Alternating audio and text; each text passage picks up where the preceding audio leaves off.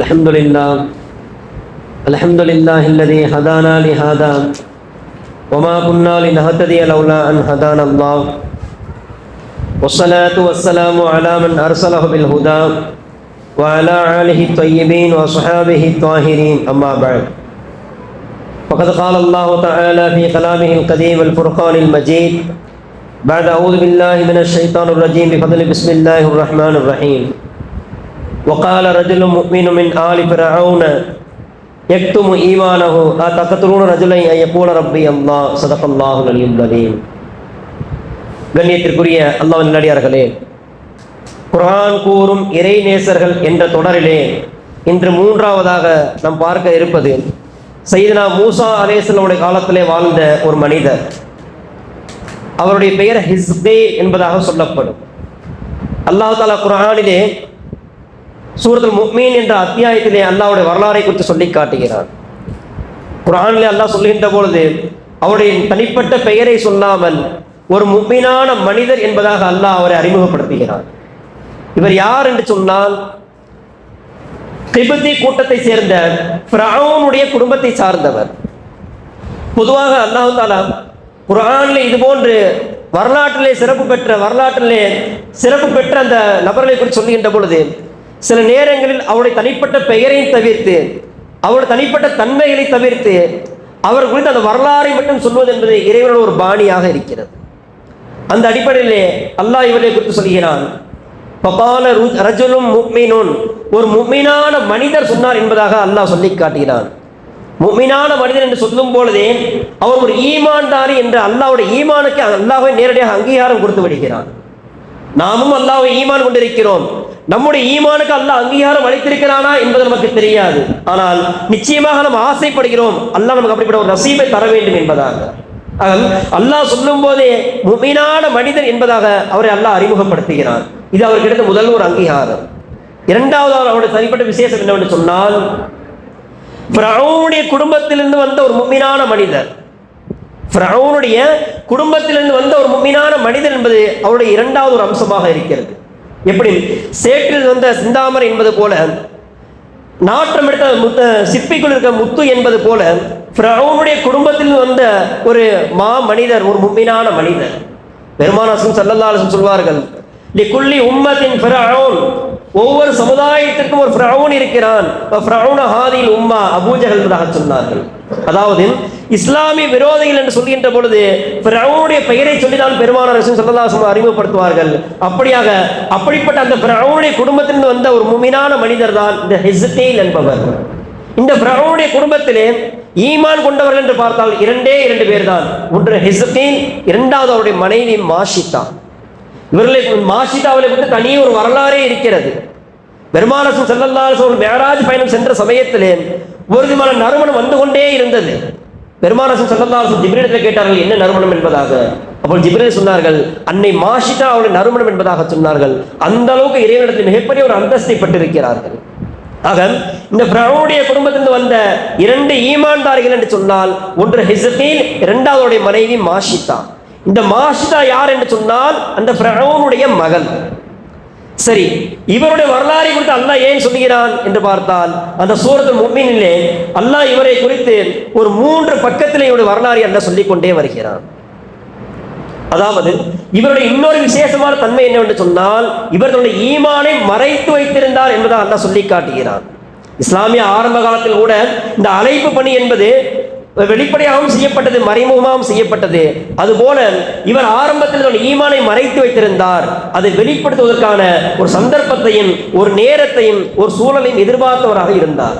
அந்த நேரத்தில் தான் ஃபிரௌனுடைய அவையிலே ஒரு நிகழ்வு நடக்கிறது.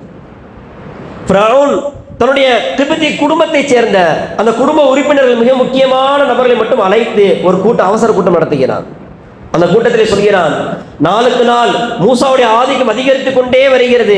எனவே மூசாவை ஏதாவது செய்ய வேண்டும், என்ன செய்யலாம் என்று உங்களுடைய ஆலோசனை சொல்லுங்கள் என்பதாக மிக முக்கியமான தன் குடும்ப உறுப்பினர்களை மட்டும் அந்த ஆலோசனை கூட்டத்தை நடத்தி கொண்டிருக்கிறான். அப்போ ஒவ்வொருவரும் ஒவ்வொரு கருத்தை சொல்கிறார்கள். கடைசியாக ஃபிரௌன் சொல்கிறான், நான் மூசாவை கொலை செய்ய போகிறேன். எப்படி? ஆனால் அக்துலு மூசா, மூசாவை நான் கொலை செய்ய போகிறேன். ஏனென்று சொன்னால் இன்னி அகாஃபு அய்யுபத்தில தீனக்கும், அவர் உங்களுடைய மார்க்கத்தை மாற்றி விடுவாரோ என்று நான் பயப்படுகிறேன். அல்லது அய்யுல்லஹீர ஃபில் அர்தில் ஃபஸாத், இந்த பூமியிலே குழப்பத்தை ஏற்படுத்தி விடுவாரோ என்று நான் பயப்படுகிறேன். எனவே நான் மூசாவை கொலை செய்ய போகிறேன் என்பதாக ஃபிரௌன் தன்னுடைய அந்த எண்ணத்தை வெளிப்படுத்துகிறார். அந்த கூட்டத்தில் இருந்த, அந்த குடும்பத்தில் ஒருவராக இருந்த ஹிஸ்கீல் அவர்கள் இப்பொழுது அவர் பேச ஆரம்பிக்கிறார்கள்.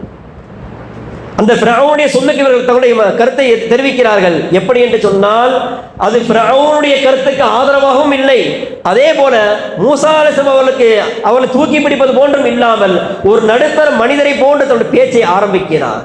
இதுதான் அவருடைய ஈமான் வெளிப்படுத்தக்கூடிய அந்த நிலையாகவும் இருக்கிறது. அது அவர் கேட்கிற ஆரம்பத்திலே தக்கத்துலூன ரஜுலா யகூல ரப்பி அல்லாஹ், அல்லாஹ் என்று சொன்ன ஒரு வார்த்தைக்காக ஒருவரை கொலை செய்ய போகிறாய் என்பதாக அவர் முதலாக கேட்கிறார். அந்த கேள்வி என்பது ஃபிரௌனுடைய அந்த எண்ணத்தை உடைத்து விட்டது. மூசாவை கொலை செய்ய வேண்டும் என்ற அந்த எண்ணத்தை முதலில் உடைத்து விட்டது. இரண்டாவது அவர் சொல்கிறார்கள், எடுத்தோன்னு எப்படி அவரை கொலை செய்ய முடியும்? அவர் ஒன்றும் சும்மா சொல்லவில்லை, என்னுடைய இறைவன் அல்லாஹ் என்று சும்மா சொல்லவில்லை, அவர் ஆதாரங்களை கொண்டு வந்திருக்கிறார். இப்பொழுது நீங்கள் மூசாவை கொலை செய்தால் அந்த ஆதாரங்களாக உண்மை என்பதாக ஆகிவிடும்.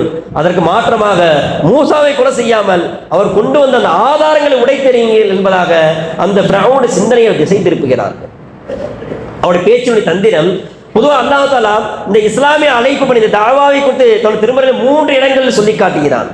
உதுஉ இலா ஸபீல் பில் ஹிக்மா, அல்லாஹ்வின் பாதையின் பக்கம் நீங்கள் ஞானத்தை கொண்டு அலையுங்கள் என்று அவர் என்று சொல்லி காட்டுகிறான். இன்னொரு இடத்துல வபில் மௌஇலத்தில் ஹஸனா, அழகான உபதேசத்தை கொண்டு நீங்கள் அலையுங்கள் என்பதாக சொல்லுகிறார். மூன்றாவதாக அழகான முறையில் அவர்கள் தர்க்கம் செய்யுங்கள் என்பதாக அல்லாஹ் 3 இடங்களில் தன் திருமறையில் சொல்லி காட்டுகிறான் இந்த அழைப்பு பணியை குறித்து. இந்த 3 பண்புகளையும் சேர்ந்ததாக அந்த ஹிஸ்கீல் அவர்கள் அந்த ஃபிரௌனுடைய சபையிலே தன்னுடைய ஈமானை கொஞ்சம் கொஞ்சமாக வெளிப்படுத்த ஆரம்பிக்கிறார். அவர் சொல்லிவிட்டு அப்படி வரிசையாக சொல்லிக்கொண்டே வருகிறார்.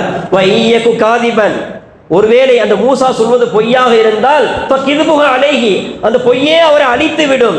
இன்கான சாதிகன், ஒருவேளை மூசா அவர் சொல்வது உண்மையாக இருந்தது என்று சொன்னால்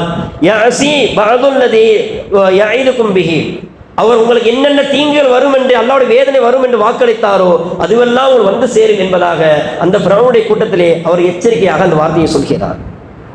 இந்த நேரத்திலே அவர் 3 விதமான தன்மைகளை வெளிப்படுத்துகிறார். ஒன்று, துணிச்சலாக தன்னுடைய அந்த பேச்சை வெளிப்படுத்தினார், உண்மையை அந்த நேரத்திலே உறக்க சொன்னார். இரண்டாவது, அறிவு ரீதியாக அணுகுமுறையை அவர் அணுகினார்கள். மூன்றாவதாக இதற்கு அடுத்து அவர் தன் உரையை தொடங்குகிறார்கள்.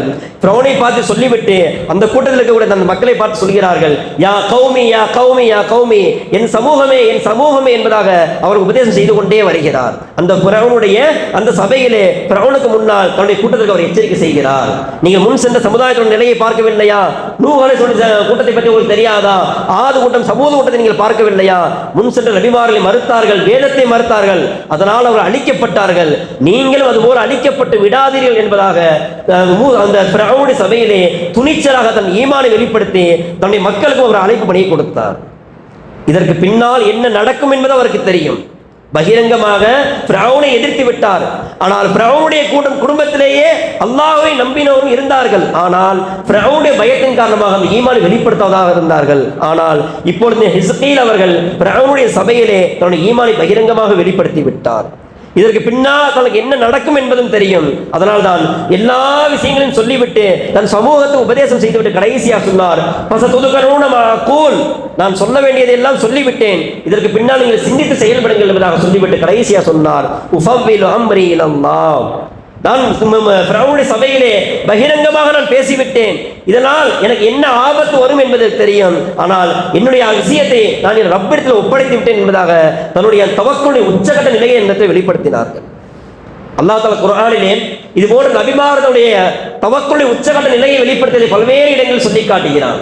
சையதுனா அய்யூப் அலைஹிஸ்ஸலாம் சொன்னார்கள், அந்த நோயினால் அவர்கள் கஷ்டப்பட்டார்கள், ஆனால் ஒரு கடைசி நிலையிலே சொன்னார்கள், ரப்பி இன்னி மஸ்ஸனி அல்துர், யா அல்லாஹ் எனக்கு வேதனை வந்து அடைந்து விட்டது, அது நீ ஷிஃபாவை கொடு என்று அவர்கள் கேட்கவில்லை, அன்த அர்ஹமுர் ராஹிமீன் என்று சொன்னார்கள், நீதான் கிருபையாளன் என்று சொன்னார்களே தவிர எனக்கு நீ குணமளி என்ற வார்த்தை அவர் சொல்லவில்லை. அதுதான் தவக்குடைய உச்சம். அதே போன்றுதான் சையதுனா யூனுஸ் அலைஹிஸ்ஸலாம் மீன் வயிற்றிலே பிடிக்கப்பட்டார்கள். அப்பொழுது அவர் சொன்னார்கள், லா இலாஹ இல்லா அன்த சுப்ஹானக இன்னீ குன்து மினல் ஸாலிமீன் என்பதாக சொன்னார்கள். இது போன்று இவர்கள் அந்த தவக்குல் நிலையை வெளிப்படுத்துகிற சமயத்திலே அல்லாஹ் சொன்னால் ஃபஸ்தஜப்னா என்பதை அல்லாஹ் சொல்கிறான், நாம் பதிலளித்தோம் என்பதாக. பொதுவாக இந்த அரபியிலே ஃபா என்ற வார்த்தை வருது என்று சொன்னால் உடனடியாக நாம் பதிலளித்தோம் என்பதாக அர்த்தம். அதே போன்று அய்யூப் அலைஹிஸ்ஸலாம் நிலையை வெளிப்படுத்தினார்கள், அல்லாஹ் உடனே பதிலளித்தோம் என்பதாக சொல்கிறான். அதே போன்று யூனுஸ் அலைஹிஸ்ஸலாம் சொன்ன பொழுது ஃபஸ்தஜப்னா லஹு வ நஜ்ஜைனாஹு மினல் கம்மி, அந்த இருளிலிருந்து அவரை நாம் பாதுகாத்தோம் என்பதாக அல்லாஹ் சொல்லி காட்டுகிறான். அதே போன்று உஹது யுத்தத்திலே முஸ்லிம்கள் தோல்வியை சந்திக்கிறார்கள். அந்த தோல்விகளுக்கு பின்னால் அந்த காஃபிர்கள் பெருமானிடத்தில் வந்து சொல்லுகிறார்கள், பதிலிலே எங்களை நீங்கள் வீழ்த்தினீர்கள் அல்லவா, அதற்கு தான் உங்களுக்கு உஹதிலே பாடம் புகட்டி இருக்கிறோம். இது இதோடு நின்று விடாது.